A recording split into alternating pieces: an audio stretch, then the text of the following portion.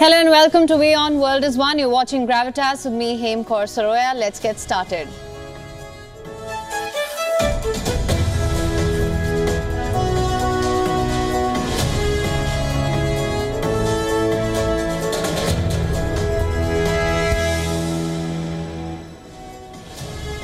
Our focus on the show tonight, Rafah, which is crumbling under a reign of terror.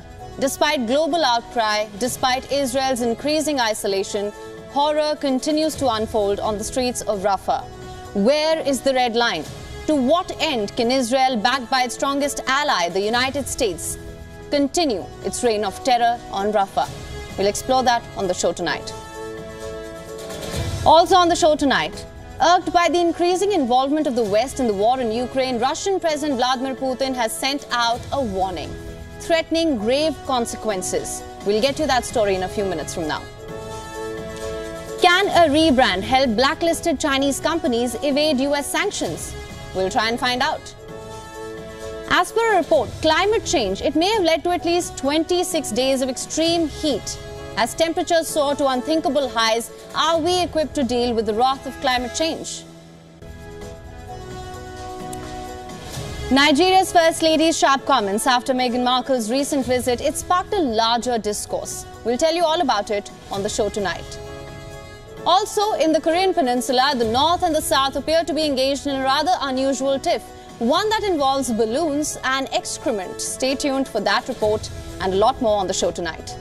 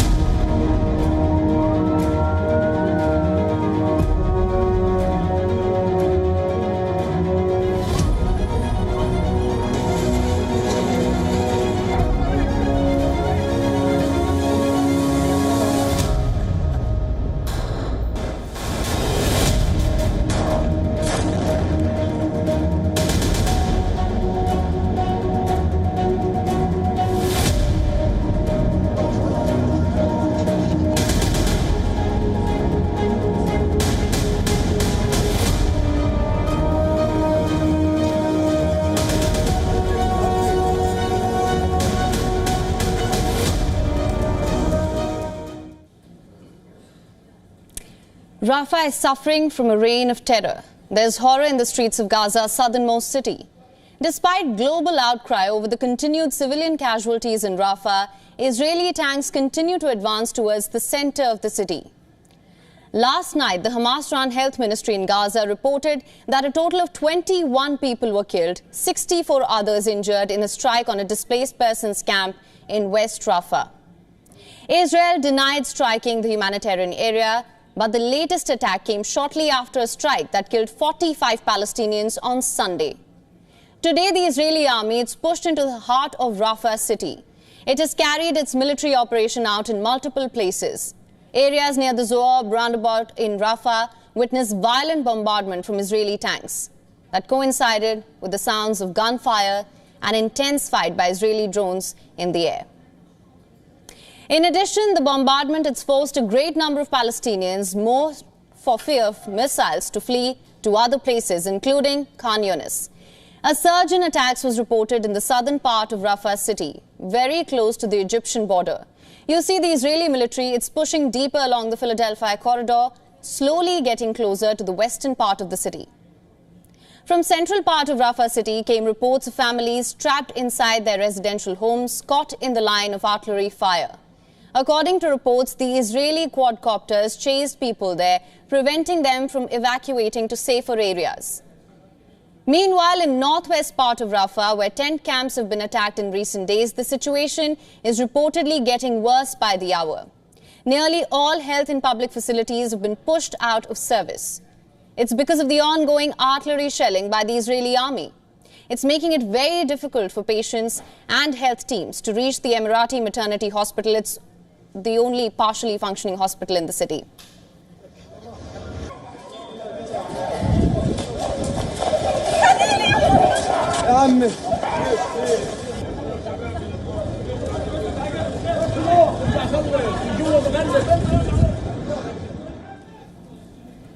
On Tuesday, the Israeli army had reinforced its presence in Rafah, deploying a total of 4 brigades. It claims to have taken control of approximately 30 to 40% of Rafah.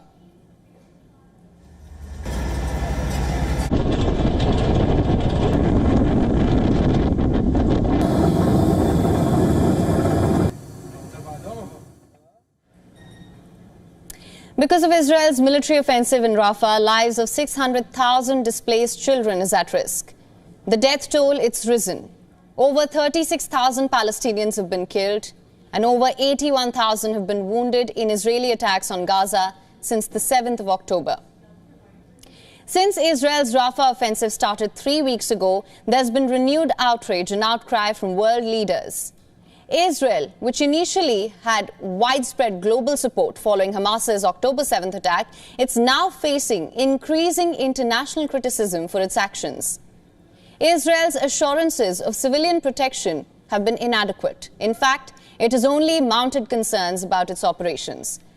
The world is upset with Israel. The European Union had stated that it will consider imposing sanctions on Israel if it refuses to comply with the International Court of Justice's order to stop its military campaign in Rafah. This is the first time EU ministers have had serious discussions about their response to the humanitarian crisis unfolding in Gaza. Saudi Arabia, it has accused Israel of continued genocidal massacres against the Palestinian people without deterrence. While Israel's leaders dismiss claims of genocide and insist that their campaign against Hamas is justified under the right of self-defense, this is just evidence that the way Israel is conducting the war no longer has any takers. But you see, world leaders get, apparently, what America doesn't. In every war, there comes a time when leaders have to draw a red line. Despite everything that has happened in Rafah, Washington has said that latest Rafah deaths won't impact its Israel policy. On Tuesday, the White House provided the most complete definition yet of what, according to it, could trigger a change in its policy towards Israel. Speaking to reporters, National Security spokesperson John Kirby said that Israel's actions have not yet reached that level. Listen to this. We still don't believe that a major ground operation in Rafah is warranted. We still don't want to see the Israelis, as we say, smash into Rafah with large units over large pieces of territory. We still believe that, and we haven't seen that at this point. But we're going to be watching this, of course, very, very closely. And just want to make this very clear between what's happened on Sunday, what's happened in terms of the ongoing ground operations since. There's nothing that you have seen thus far that would prompt a U.S. withdrawal of more military assistance. I believe that's what I've been saying here. Now, Washington has informed the world that the recent deaths in Rafah will not affect its Israel policy. This raises the question if graphic images of dead bodies from Rafah and the mounting death toll do not lead to a change in policy, where does the United States draw its red line? How long will President Biden allow Israel to operate with impunity? Despite recent bloodshed and Israeli military actions in Rafah, the United States has failed to hold Israel accountable. The withholding of a shipment of heavy bombs earlier this month due to disagreements over Rafah, it had sparked hope for a reconsideration of unconditional support for Israel. But that turned out to be too good to be true. Soon after the U.S. expressed its ironclad support for Israel, the Biden administration also approved the transfer of $1 billion in weapons to its ally. The Biden administration, it has been changing its stance on Israel's actions in Rafah, while Israel has increased its attacks on Rafah. The White House has mainly been debating what does or does not constitute an invasion. There's growing international pressure on Biden, who has supported Netanyahu since the beginning and has described himself as a Zionist. At home as well, political pressure is mounting on Biden, especially ahead of presidential elections in November. Republicans have criticized Biden for what they say is his waning support for Israel. U.S. House Speaker Mike Johnson has also invited Netanyahu to address Congress. Republican presidential candidate and former President Donald Trump, who's often boasted of his support for Israel, now says that the country must finish what they started against Hamas. He has stated that Israel needs to get it over with fast because it is, quote-unquote, losing the PR war. Palestinians are becoming victims of America's political maneuvering. Meanwhile, President Biden remains rock solid in his support for Israel. He has provided billions of dollars worth in weapons. As a balancing act, President Biden has also ramped up public criticism of Prime Minister Benjamin Netanyahu about his handling of the war in Gaza. So you see, Palestinians in Gaza have become victims of America's pole politics, and that's the real tragedy here.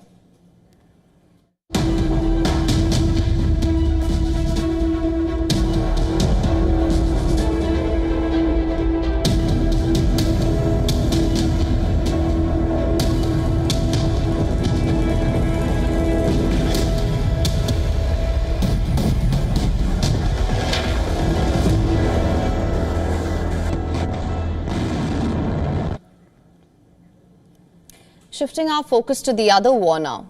Russia has sent out a harsh warning to the West. President Putin has said that if Ukraine strikes deep into Russia, the West will have to face serious consequences. Listen to it yourself. The representatives of countries that are NATO members, particularly in Europe, particularly in small countries, should be aware of what they're playing with. They should remember that these are primarily countries with small territory and dense population. And this factor they should take into account before they speak about strikes deep into the Russian territory. The warning is loud and clear. Putin has threatened a global conflict. Pay attention to the words that he's used. NATO countries with small territory and dense population should think twice before speaking of strikes on Russia. Without taking any names, the Russian president has hit out at France and Germany. This comes in response to what the NATO Secretary General said earlier in the week. Listen to this. My message is that I think we should now consider those restrictions, because by having too many restrictions, we are tying one hand of the Ukrainian armed forces on their back, because they're reducing their capability to defend themselves, especially in light of the nature of the fighting now taking place in the Kharkiv region, where the Russians can be protected by the national border, which is more or less the same as the front line. Let me give you some context here. If you've been following the Ukraine war, you would know the restrictions the United States has put on Ukraine's use of its arms. Since the very beginning, American shipments of sophisticated weapons arrived into Ukraine. US President Joe Biden asked Zelensky to never fire them inside Russian territory and to only use them for its counteroffensive. Stoltenberg was referring to these restrictions. By saying that, he's implied that maybe the time has come for Ukraine to start using the Western arms to launch attacks inside Russia. If that wasn't enough to irk Russia, his statement was further supported by the French and German leaders. Listen to what they said. We think that we should allow them to neutralize military sites from which the missiles are fired. The missiles and basically the military sites from which Ukraine is attacked. But we must not allow them to hit other targets in Russia. Obviously civilian capabilities or other military targets. Ukraine has every possibility under international law for what it is doing. That has to be said explicitly. It was attacked and may defend itself. I find it strange when some people argue that it should not be allowed to defend itself and take measures that are suitable for this. Now, these statements have angered Putin. In response, he has said that it does not matter if Ukraine is pulling the trigger. The responsibility lies with those who are supplying these arms. And not only arms, but also troops. Putin claims that Western military instructors are already in Ukraine operating undercover as mercenaries.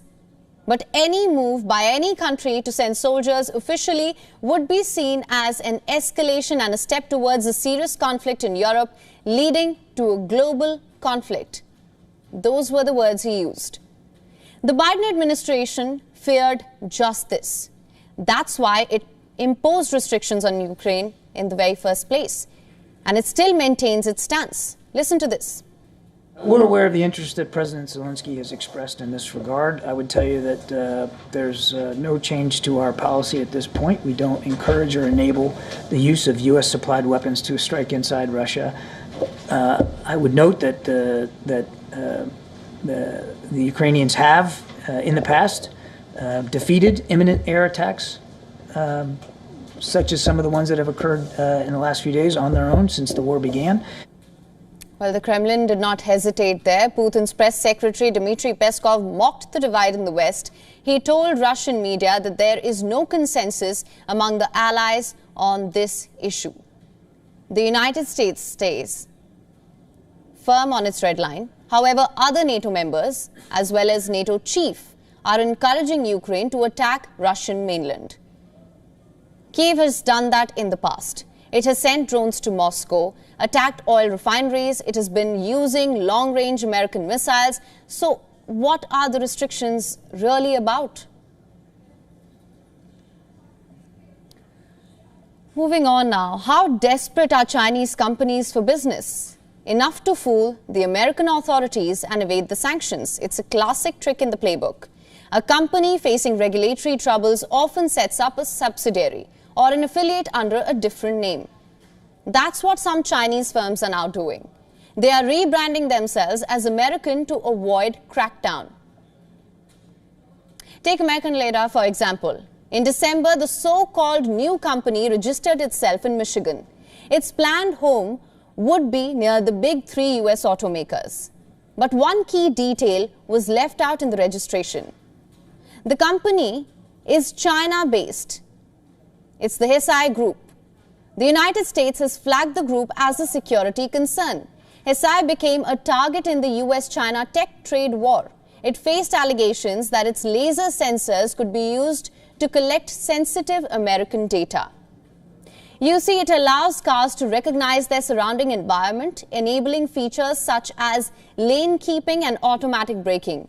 This did not sit right with the United States, so it slapped sanctions on the firm. Almost 1/5 of Hesai's revenue comes from the United States. It could not afford to lose the American market, so it set up an American version. But its woes were far from over. A month later, Hesai was added to the Defense Department list. This list designates companies as Chinese military entities operating in the United States. The Pentagon's designation, it prohibits the US military from buying Hesai products, but automakers and other private companies can still buy them. Hesai's stock fell 30% in a day after the list was published. It still hasn't recovered. Hesai has since paused plans for the American facility. It is blaming the fallout on being labeled a Chinese military entity. It has also filed a lawsuit against the Defense Department, demanding to be removed from the list, claiming that the group is not controlled by the Chinese government. A lot of other Chinese firms have taken a similar route. A Massachusetts affiliate of Chinese biotech company BGI Group recently rebranded itself by striking off BGI from its name. Years ago, Chinese telecom company Huawei Technology set up an American subsidiary. It was known as FutureY, just before US sanctioned the company. SCDJI Technology is also on the list. It is the world's largest drone maker. Struck a deal with an American startup to sell drones in the US ahead of a possible ban. Congress has still proposed a new ban on DJI. It prohibits the use of DJI drones by consumers as well as governments. It is based on concerns that DJI might be sending data from its drones to Beijing and that its drones enable human rights abuses in China. DJI, however, claims that these allegations are false. While this practice of rebranding is legal according to lawyers, it still does irritate regulators. How would they enforce laws when it isn't clear who is behind a company? Some national security experts and lawyers say singling out individual Chinese companies is not enough, as it leaves a lot of room for rebranding. If what experts are saying is true, the shell game is only going to intensify as the United States ramps up crackdown on China. Now, China's economic growth, a major driver of the global economy for decades, is facing new challenges. A rapidly aging population and a slowdown in key sectors are raising concerns about the country's future economic trajectory. Take a look at this report for more. China's economic miracle faces a demographic hurdle. The percentage of its population over 65 has skyrocketed from 7% in 1998 to 15.4% in 2023. This rapid aging is unprecedented, and experts warn it could significantly impact future growth. Historically, no nation has achieved high economic growth of over 4% after reaching a 15% elderly population share. This raises concerns as China's GDP growth, though still outpacing the US, has slowed in recent years. Demographers predict a significant slowdown for China. They forecast a drop to 3% growth by 2028, with the US potentially surpassing China by 2031 to 2035. The US Congressional Budget Office projects a more gradual slowdown for the US, with growth easing from 2.2% to 1.9% by the early 2030s. This potential shift could have major global ramifications. China's economic slowdown isn't solely due to demographics. An eroding trade surplus, low interest rates, and deflationary pressures are weakening its currency and hindering growth. Additionally, stagnant household income and shrinking workforce further complicate the picture. Experts believe tackling these issues requires a significant political and economic overhaul, something China may be hesitant to undertake. This, coupled with the ongoing real estate crisis, high youth unemployment, and trade tensions, paint a concerning picture for China's economic future. Some experts even predict a lost decade of stagnation. Business Bureau, WION, World is One.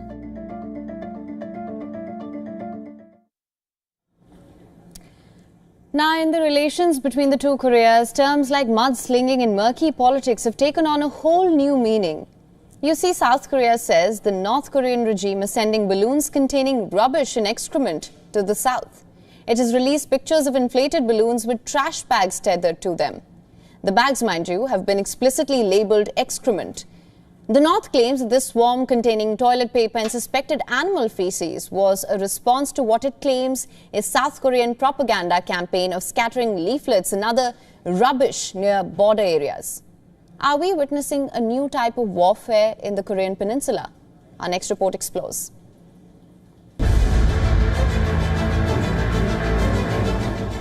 Is this a new type of warfare between North and South Korea? As per South Korea as on Wednesday, the South Korean military had identified over 150 balloons loaded with rubbish and feces across the heavily fortified border to the south. The South Korean military released photos on Wednesday showing rubbish strewn around collapsed balloons, with the word excrement written on a bag. It put out a statement saying, "We sternly warn the North to immediately stop its inhumane and low-class actions. The North's actions clearly violate international laws and seriously threaten the safety of our people." The military's Explosives Ordnance Unit and Chemical and Biological Warfare Response Team were deployed to inspect and collect the objects. An alert was issued warning residents to keep away and report any sightings to authorities. As per South Korean authorities, they had received prior warning of the same. Kim Kang-il, a North Korean defense vice minister, issued a statement on Sunday warning that mounds of waste paper and filth would be sent to the south as tit-for-tat action in response to the flying of dirty waste to the north. A reference to what it claims is South Korea's propaganda campaign, the frequent scattering of leaflets near border areas. While the relations between the two have been marked with frequent flare-ups, balloons with feces tied to them is definitely a first. Is the exchange of waste-laden balloons and propaganda campaigns marking a new form of warfare between the two Koreas? Bureau Report, WION World is One.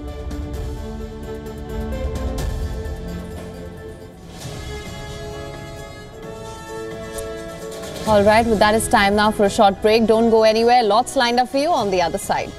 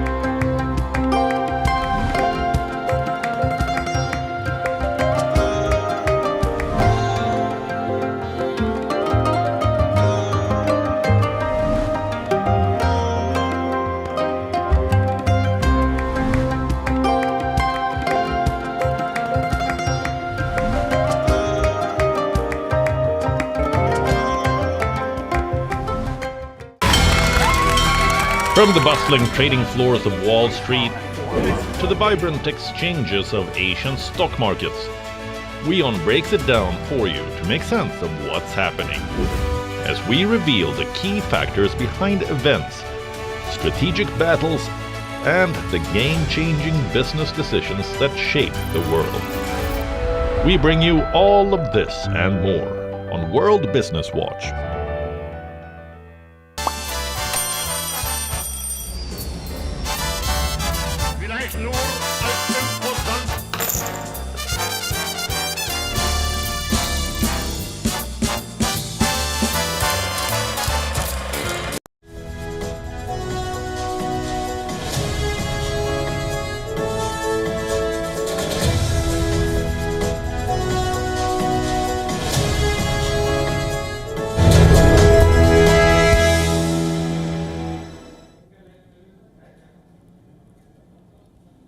Welcome back to Gravitas. Thank you so much for staying with us. Let's take a look at what else we have lined up for you on the show tonight.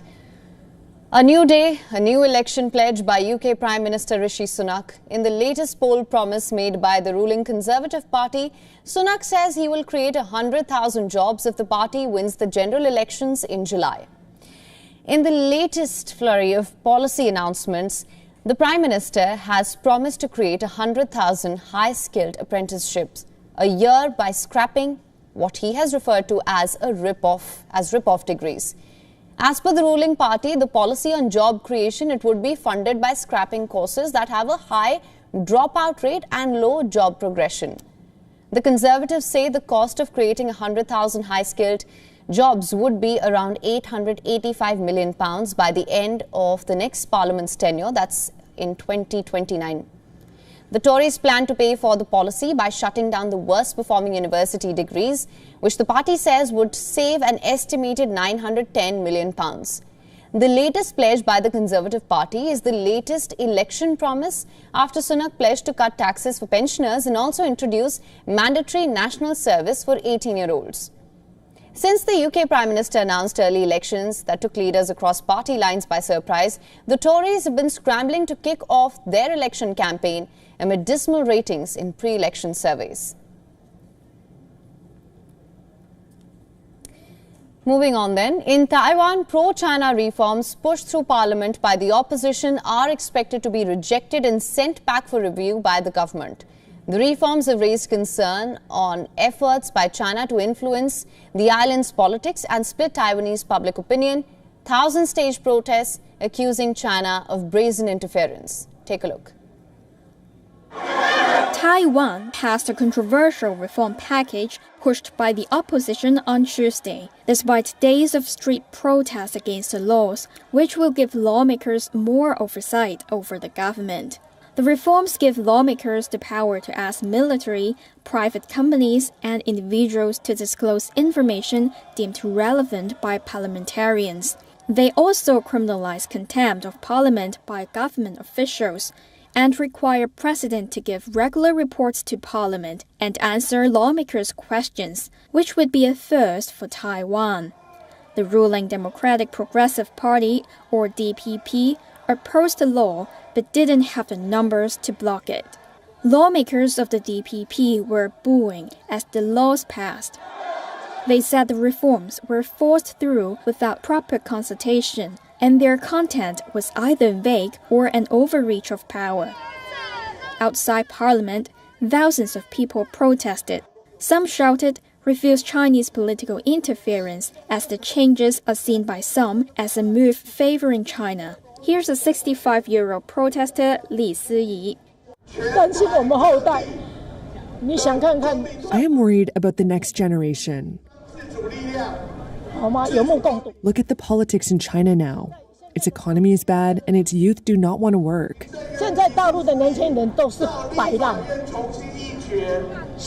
Are they as good as a democratic Taiwan? The protests have been taking place against the backdrop of broader concern about efforts by China to influence the island's politics. China views Taiwan as its own territory and denounces its new president Lai Ching-te as a separatist. Lai rejects Beijing's sovereignty claims, saying only the island's people can decide their future, and has repeatedly offered talks. The protests demonstrated the intense political atmosphere Lai faces. Lai won the presidency in the January elections, but his party lost its majority in parliament. Taiwan's main opposition party, the Kuomintang, along with the small Taiwan People's Party, together have the most seats.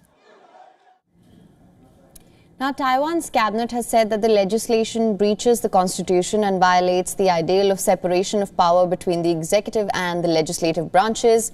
The government admits that returning the documents would likely be vetoed by parliament, but it stressed that it was duty-bound to do this.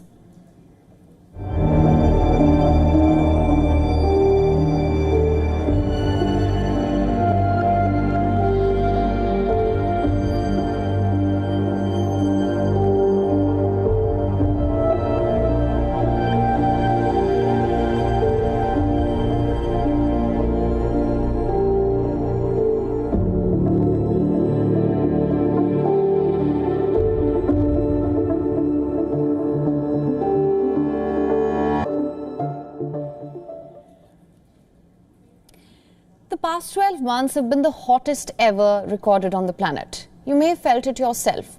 Mercury soared well past 50 degrees Celsius multiple times in the past 1 year. An average person on Earth experienced 26 more days of abnormally high temperatures due to climate change. That means you had to go through almost an extra month of sweltering heat, all due to human-induced climate change. The bad news is it's only going to get worse. So what comes next? Are we prepared for it? Scientists have recently discovered that the average person on Earth experienced 26 more days of abnormally high temperatures than they otherwise would have over the past year of record-shattering warmth due to human-induced climate change. The analysis issued on Tuesday was a collaboration between several groups: Climate Central, the Red Cross Red Crescent Climate Center, and World Weather Attribution, a scientific initiative that examines extreme weather episodes.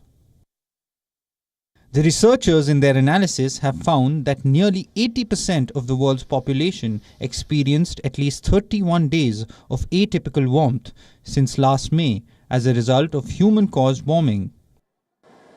The precise difference varies place to place. In some countries, it is just 2 or 3 weeks. In others, including Colombia, Indonesia, and Rwanda, the difference is upward of 120 days. The researchers also found that the average American experienced 39 days of such temperatures as a result of climate change since last May. That is 19 more days than in a hypothetical world without human-caused warming. In some states, including Arizona and New Mexico in the southwest, and Washington and Oregon in the northwest, the difference is 30 days or more, a full extra month. The scientists also tallied up how many extreme heat waves the planet had experienced since last May.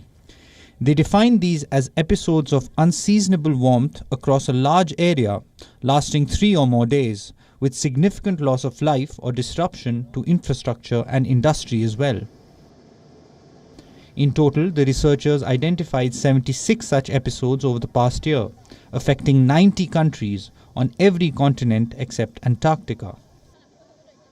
There was the punishing hot spell in India last spring.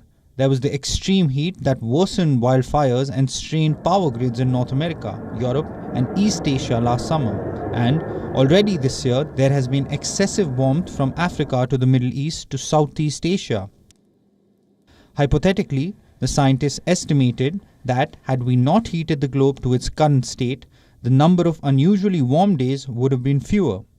Currently, the world's climate is shifting towards the La Nina phase of the cyclical pattern known as the El Niño Southern Oscillation. This typically portends cooler temperatures on average. Even so, the recent heat could have reverberating effects on weather and storms in some places for months to come. Forecasters expect this year's Atlantic hurricane season to be extraordinarily active, in part because the ocean waters where storms form have been off the charts warm. Georgia's foreign agents bill, which has been at the center of protests and controversy for weeks now, continues to make headlines. In a bid to ensure the bill becomes a law, the country's lawmakers voted on Tuesday to override a possible presidential veto of the bill. This next report gets you all of the details. Take a look.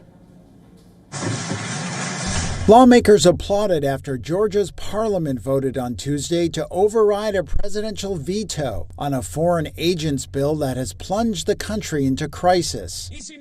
Earlier, while expressing his opposition to the measure, a member of parliament was hit in the face with water thrown by a representative on the other side of the debate. The bill would require organizations receiving more than 20% of their funding from overseas to register as agents of foreign influence, while also introducing punitive fines for violations, as well as onerous disclosure requirements. Western nations have called the law Russian-inspired, and it has come to be seen as a key test of whether Georgia, for 3 decades among the most pro-Western of the Soviet Union's successor states, would maintain its Western orientation or pivot instead to Moscow. The U.S. condemned the vote, while the EU said it was considering all its options. Protesters outside Parliament, like Ika Gagari, expressed outrage about the result.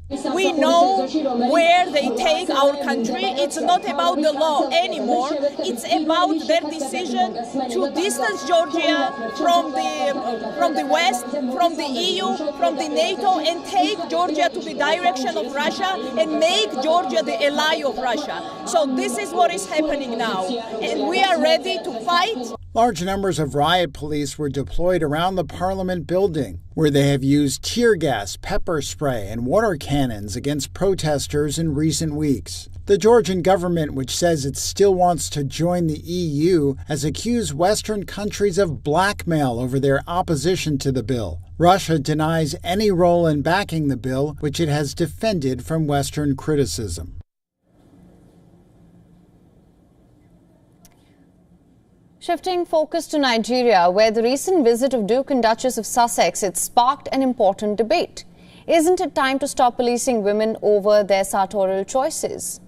You see, just weeks after Prince Harry and Meghan Markle's visit to African country, the First Lady made a bold statement, urging women to not accept nakedness as she criticized scantily clad American celebrities. Prince Harry and Meghan Markle visited Nigeria on the 10th of May at the invitation of the Chief of Defence Staff, the country's highest-ranking military official. During the visit, Meghan Markle, who claimed that she was 43% Nigerian, wore a variety of outfits, including a halter neck dress, a backless peach dress, a white strapless dress, and a red strappy dress with ruffled hem. It seems that the Duchess's sartorial choices irked the Nigerian First Lady. Oluremi Tinubu, wife of Nigerian President Bola Tinubu, was speaking in the capital at an event to mark the 1-year anniversary of her husband coming to power.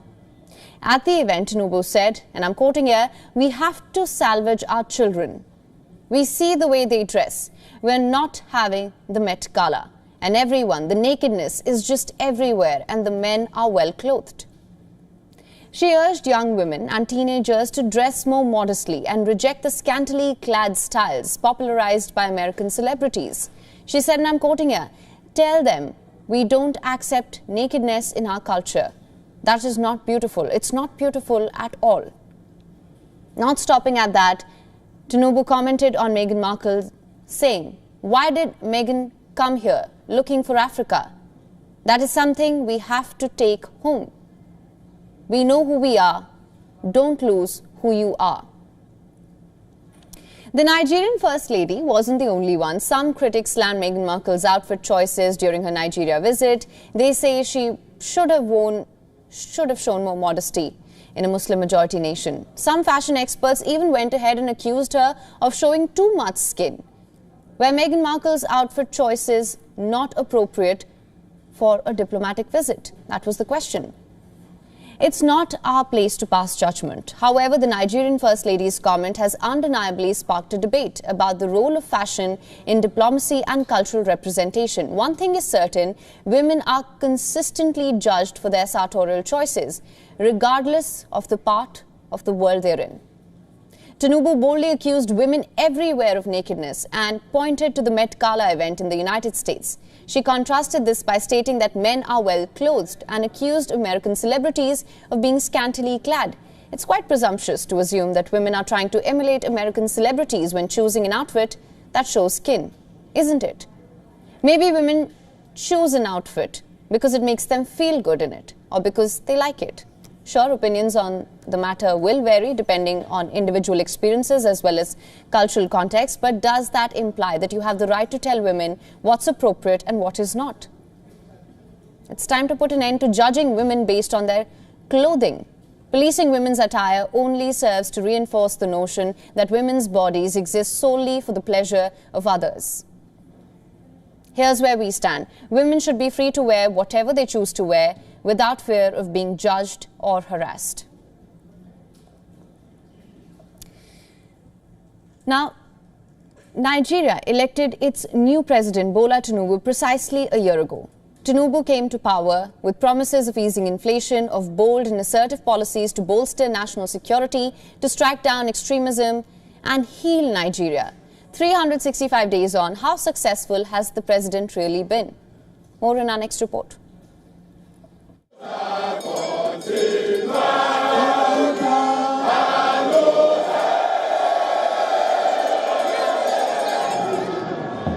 Almost exactly a year back, on the 29th of May 2023, Nigeria scripted a new chapter. Bola Tinubu took oath as the new president of Africa's most populous nation. As he was sworn in, Tinubu made this statement that resonated with the masses. No provision is there for fuel subsidy. The fuel subsidy is gone. The president's statement on subsidy removal saw the price of a liter of petrol jump sharply. Prices rose to 500 naira a liter from 184 naira before speech. Nigerians are yet to recover from the consequences of the statement, which has seen over 40% rise in food inflation. Core inflation is currently at 33.69%, triggered mainly by energy prices. So in assessing the one-year administration of President Bola Ahmed Tinubu, I would say it's a mixed bag. He took some bold decisions that things we've been talking about for a long period of time, but he has taken the bulls by the horn and he has taken out those things, especially the fuel subsidy, the foreign exchange conundrum, as well as the electricity subsidy that the government has spent so much on over a long period of time. And it's been a mixed bag because the effect of the reforms are biting on the average Nigerian, and there is a need for a review. On Tinubu's assumption of office, Nigerians had high expectations that the state of insecurity in the country will ease. But in Plateau, Benue, and other parts of the country, there's no let-up in the killings. 500 citizens have been killed so far. Hundreds of school children were kidnapped in Kaduna and Zamfara states with armed bandits, wreaking havoc in the northwest. President Tinubu claimed recently that the security situation in the country has improved. He said, though it may not have solved all the security problems confronting the country, his government was working hard to ensure that Nigerians have peace. I think he's trying. At least the economy has been worse since the past 5 or 6 years ago, but it's improving gradually, and I believe it's going to do more. Since 1960, it has been how it has been. You know, they will say it's going to get better, it's going to get better, it's not getting better. So we citizens, we have to manage what is on ground. But personally, I think he's trying, at least he's trying his own best to make life easy. The president has, however, played an active role in handling regional matters. With Nigeria as the chair of the Economic Community of West African States, the body has mediated in several governance conflicts in some member states, including Niger, where democratic elected government of Mohamed Bazoum was removed in a military coup. ECOWAS has been consistent in engaging the military regime in Niger to come to the table to discuss the return of the West African nation to democracy. Additionally, the ECOWAS leadership is engaging with military regimes in Burkina Faso and Mali to find a truce that will lead to an early return to democracy. It has indeed been a bumpy ride in the last 1 year of the President Tinubu's administration, from taking hard stance decisions on removal of fuel subsidy to major tax reforms, floating of the naira, embarking on daring infrastructural projects, and the push towards energy transition and more. The overall impact on the Nigerian citizenry has been the center of discussion. Critics and supporters alike have differed on the administration's scorecard, as Nigerians in general await anxiously to reap the true dividends of the renewed hope promised them a year ago. From Lagos, Nigeria, Louisa Olani, WION, World is One.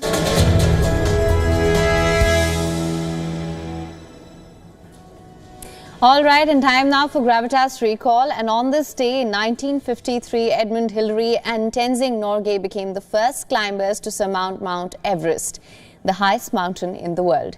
After years of multiple failed attempts, members of the expedition sponsored by the Royal Geographical Society and the Alpine Club undertook the historic ascent in 1953.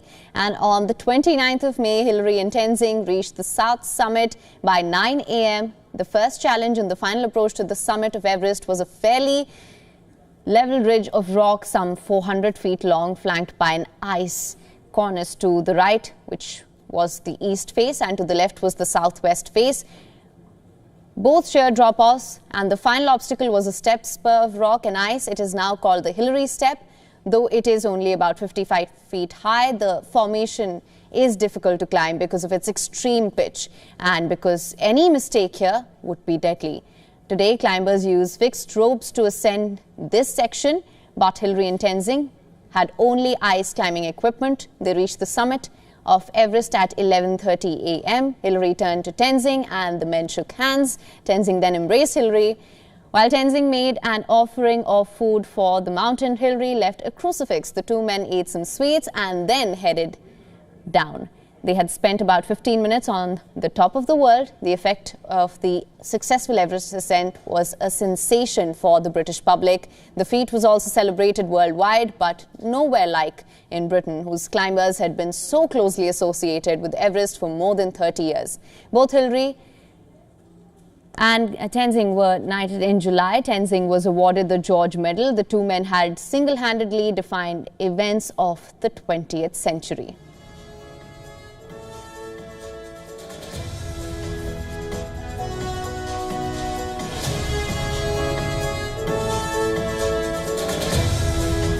And with that, we call to wrap on this edition of Gravitas. News and updates continue on the other side on WION. World is One. Thank you so much for tuning in.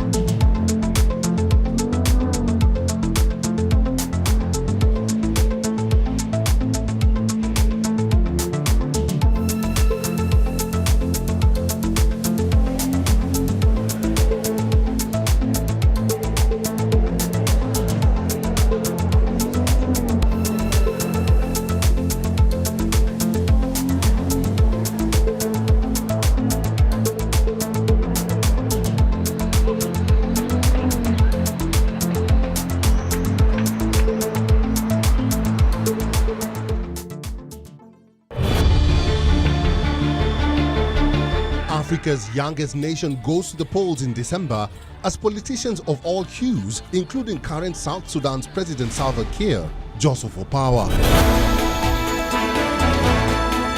A philanthropic organization urges rebels to surrender by dropping hundreds of thousands